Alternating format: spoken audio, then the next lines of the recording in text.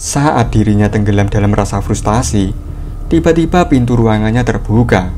Seorang pria bersama wanitanya masuk berjalan mendekatinya. Dengan tatapan penuh percaya diri, pria itu berkata, "Monster itu akan kutangkap untukmu." Terlihat Taeso bersama asistennya melangkah mendekati Ruzana di tengah keheningan yang tegang.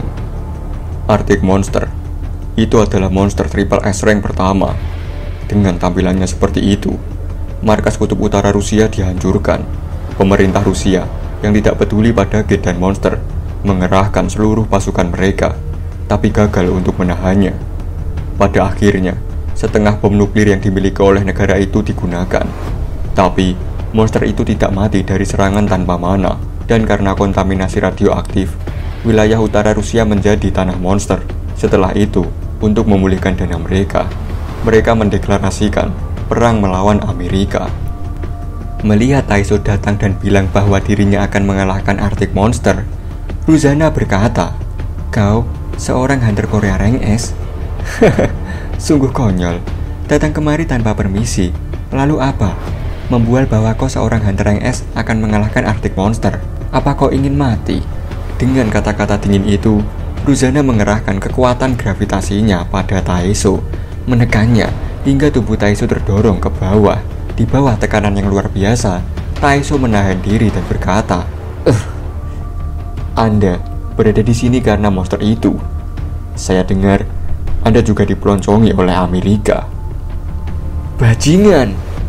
ucap Ruzana yang kesal mendengar perkataan Taeso. Taeso yang tertunduk di hadapan Ruzana berkata, "Saya bisa mengalahkannya." Melihat tekad Taeso, Ruzana melepaskan kekuatannya. Ruzana bertanya, "Seseorang sepertimu bisa melewati radioaktif seperti itu?"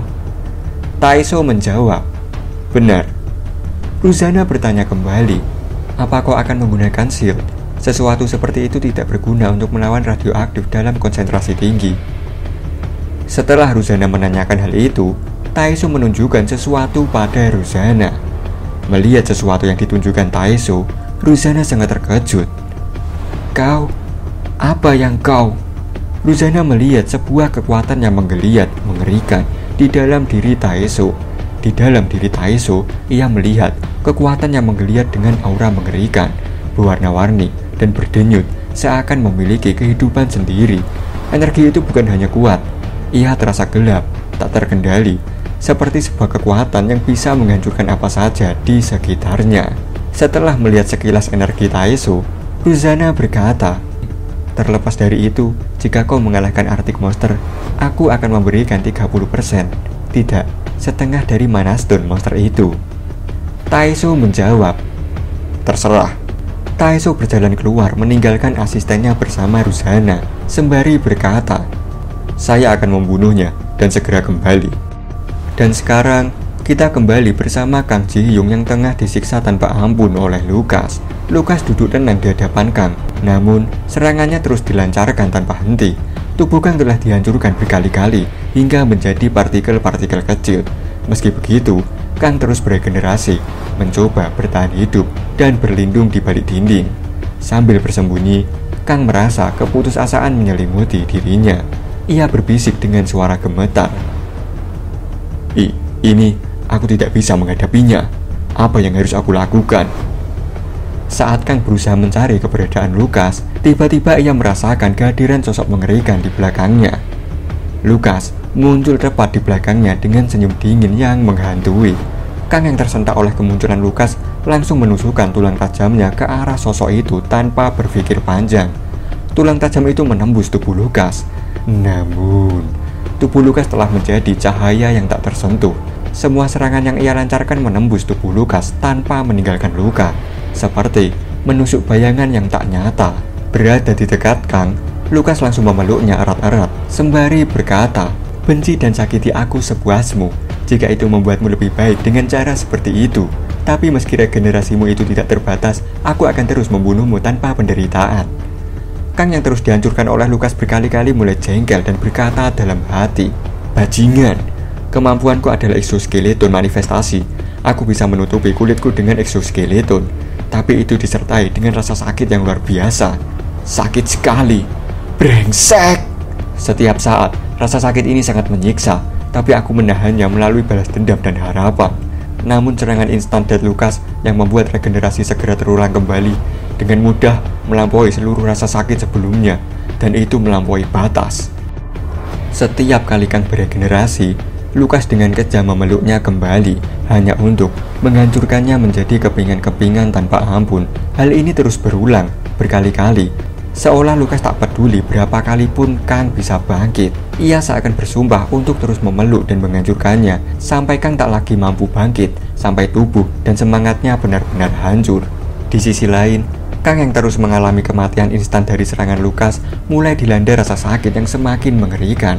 Setiap kali ia kembali, rasa sakit yang dirasakannya melebihi rasa sakit sebelumnya, semakin menumpuk dan menggerogoti kewarasannya.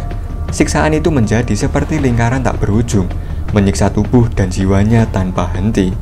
Dan sekarang kita beralih ke masa lalu Kang saat di bangku sekolah. Seorang pria menghampiri Kang dan bertanya apa yang sedang ia tonton. Kang menjawab, "Oh ini video Lucas, hunter yang kuhormati." Pria itu menanggapi, "Oh begitu. Iya, kemampuannya terlalu OP." Tanggap Kang. Pria itu bertanya, "Omong-omong, apa kemampuanmu?" Sembari menunjukkan bekas luka di tangannya, Kang menjawab, "Kemampuanku exoskeleton manifestation." Brawak! Pria itu tiba-tiba menjungkir balikan Kang, lalu menatapnya sembari berkata, "Bocah menjijikan."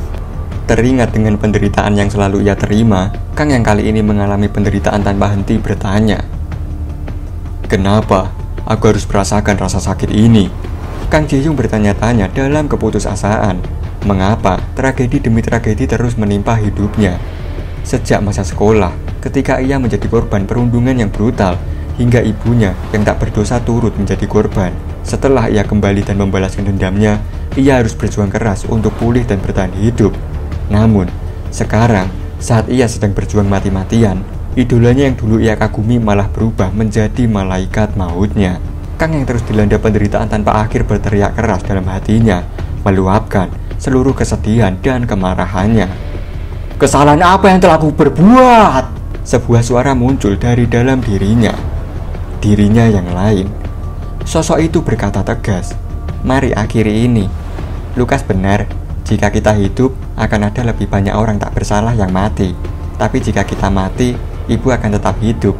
Itu sudah cukup." Kang yang kewarasannya perlahan mulai goyah menjawab dengan getir, "Siapa yang peduli?"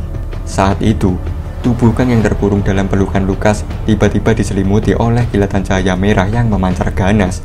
Tanpa disadari, ia mulai menarik kekuatan dari Bloodgate yang ada di sekitarnya. Lucas yang melihat perubahan tersebut tetap memeluknya erat seperti sebelumnya, berusaha menahannya. Namun, tubuh Kang yang menyerap kekuatan dari Bloodgate perlahan berubah, bertransformasi menjadi sosok yang semakin mengerikan. Energinya meledak-ledak, memancarkan sinar laser merah yang menembus bangunan di sekitarnya. Tiba-tiba, setetes darah jatuh ke aspal, diikuti oleh pancaran darah lainnya. Transformasi cahaya Lucas tiba-tiba menghilang, dan ia mulai menunjukkan tanda-tanda kelemahan. Darah mengalir dari sudut bibirnya. Kamera drone yang memantau pertarungan dari atas dengan cepat menangkap momen tersebut dan menyiarkan gambar Lucas yang terluka ke seluruh penjuru. Ini adalah kali pertama dunia menyaksikan Stephen Lucas berdarah. Orang-orang yang menyaksikan siaran itu mulai diliputi kecemasan dan ketakutan, menyadari bahwa bahkan sosok yang dianggap tak terkalahkan itu bisa terluka. Sekarang kita beralih ke gedung Asosiasi Hunter Korea yang terbelah akibat ledakan energi Kang. Yumin dan asistennya tetap berada di sana, berjuang untuk menyembuhkan ibu Kang. Mereka merasakan guncangan hebat menggoyangkan bangunan.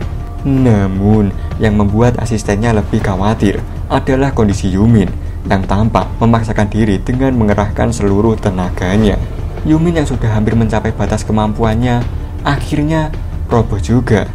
Darah memuncrat dari mulutnya. Asistennya terkejut melihat hal itu dan segera menolongnya sambil bertanya, "Presiden, apa Anda baik-baik saja?" Dengan nafas yang tersisa, Yumin menjawab pelan sambil melirik ke arah ibu Kang.